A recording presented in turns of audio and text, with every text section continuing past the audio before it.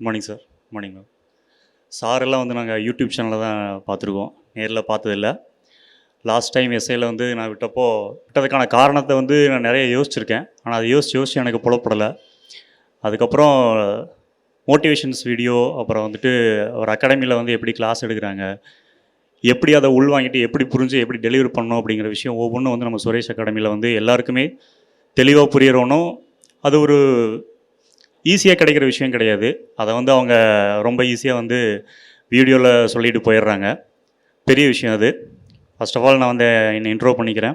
என் பேர் பாலகுமாரவேல். நான் வந்து உடம்புப்பேட் ஃபயர் ஸ்டேஷனில் ஃபயர்மேனாக ஒர்க் பண்ணுறேன். எனக்கு 6 இயர்ஸ் சர்வீஸ் ஆயிடுச்சு. 7th இயரில் வந்து நாங்கள் ஸ்டெப் எடுத்து வைக்கிறோம். இந்த 7 வருஷத்துலாம் டிபார்ட்மெண்ட் ஜாயின் பண்ணதுலேருந்து நான் எழுதாத எக்ஸாம்ஸ் கிடையாது. அதாவது ஒரு குருட்டுத்தனமான ஒரு இதை எழுதணும், இதை பண்ணணும், இதை எனக்கு உடனே கிடச்சிடணும் அப்படிங்கிற ஒரு மனநிலைமையில் எல்லா எக்ஸாம்ஸ் எழுதியிருக்கேன். கிட்டத்தட்ட RRB, NTPC, Group 4. என்னுடைய ஃப்ரெண்ட் நவீன்குமார் சொன்ன மாதிரி SSP ட்ரை பண்ணியிருக்கேன். SSP ஃபெயில் ஆனதுக்கப்புறம் மறுபடியும் எப்படி உள்ள அப்பியர் ஆகிறதுன்னு சொல்லிட்டு CDS 1, CDS 2 பேங்கிங் அப்ளை பண்ணி எழுதியிருக்கேன். அதாவது எனக்கு இதுதான் வேணும் அப்படிங்கிறது எனக்கு தெரியும். ஆனால் அதை தாண்டி மற்ற எல்லா பக்கமும் சுற்றி தெரிஞ்சிருக்கேன். கடைசியில் எனக்கு இந்த ஜாப் தான் வேணும், நான் இதில் தான் சாட்டிஸ்ஃபைடு ஆவேன் அப்படிங்கிறது எனக்கு புரிய வச்சது என்னுடைய ஒய்ஃப் அபி. அதாவது பெற்றவங்க பெற்றுட்டாங்க, அவங்க சாப்பாடு கொடுத்து வளர்த்திட்டாங்க, என்னை படிக்க வச்சுட்டாங்க. ஆனால் எனக்கு லைஃப்பில் என்ன வேணும், எது உங்கள்கிட்ட இருந்தால் நீ ஒரு நிலைமைக்கு போவேன்னு சொல்லி புரிய வச்சது என்னுடைய ஒய்ஃப். அவங்களுக்கு நான் இந்த சமயத்தில் பெருசாக தேங்க் பண்ணிக்கிறேன். எல்லாருடைய ஜேர்னிலையும் வந்து பயங்கரமான ஒரு பேக் ஸ்டோரி இருக்கும். அது எல்லாத்தையும் கடந்து ஒரு செல்ஃப் டிசிப்ளினை நீங்கள் வளர்த்ததுக்கு அப்புறம் மட்டும்தான் இந்த ஒரு பொசிஷன் நீங்கள் அச்சீவ் பண்ணியிருப்பீங்க. எல்லா அச்சீவர்ஸ் பின்னாடியும் இந்த ஒரு காரணம் தான் இருக்கும். அவங்க அந்த கன்சிஸ்டன்சி எல்லாத்துக்கும் சேர்த்து ஒரே விஷயம், அவங்களுடைய செல்ஃப் டிசிப்ளின் மட்டும்தான். அதை வளர்த்துக்கோங்க, கண்டிப்பாக இன்னும் உயரத்துக்கு போகலாம். இங்கே இந்த ரெக்ரூட்மெண்ட்டில் ரெக்ரூட் ஆன ஆஃபீஸர்ஸ்க்கு எல்லாத்துக்கும் ஒரே ஒரு விஷயம் மட்டும் நான் ரெக்வஸ்ட்டாக வச்சுக்கிறேன்.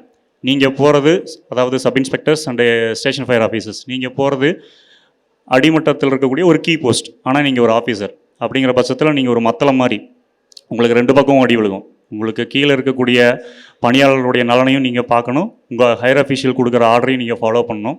இந்த டிக்னிட்டியை நீங்கள் மெயின்டைன் பண்ணுற சமயத்தில் நீங்கள் கோவப்படுறவோ, உங்கள் கீழே இருக்கவங்ககிட்ட உங்களுடைய அதிகாரத்தை காட்டி அதை துஷ்பிரயோகம் பண்ணுற மாதிரி எந்த விஷயமும் பண்ணிடாதீங்க.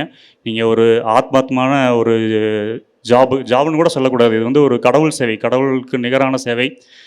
நீங்கள் செலக்ட் பண்ணி இந்த போஸ்டிங்க்கு வந்து செலக்ட் ஆகி வந்து உட்காந்துருக்கீங்க. அப்படிங்கிற பட்சத்தில் உங்களுக்கு கீழே இருக்கவங்களுடைய வெல்ஃபேரை ஃபஸ்ட்டு பாருங்கள்.